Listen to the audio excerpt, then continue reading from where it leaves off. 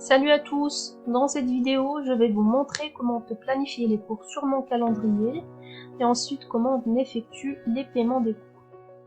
Alors c'est très simple, pour les cases bleues, c'est là où je ne serai pas disponible et la partie orange, c'est pour indiquer les cours prévus dans la semaine.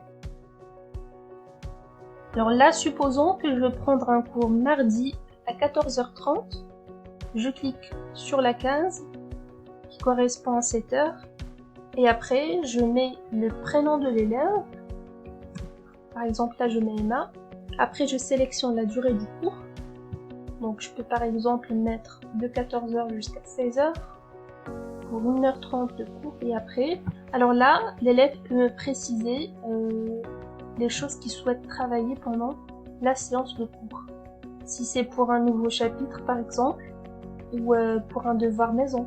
Donc là j'écris chapitre des fonctions, ok, comme exemple, et on clique sur enregistrer. Voilà, le cours est planifié, comme vous voyez.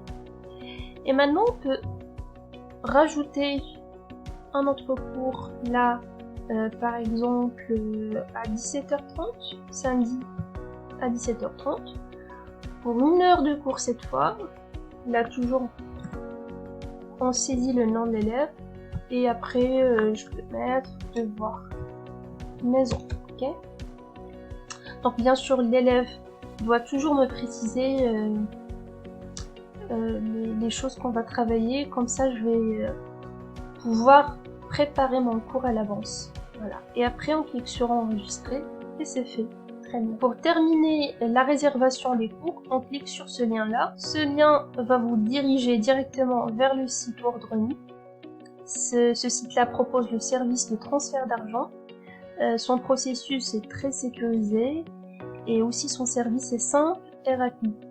Alors là vous indiquez la somme, par exemple avec les 2h30 de cours, donc là je vais mettre 25 € et voilà, bien sûr vous indiquez le pays et finalement pour les frais, normalement ça fait 99 centimes, mais avec les codes promo que je mets normalement, je mets toujours ici l'un des codes promo et que vous pouvez utiliser par la suite.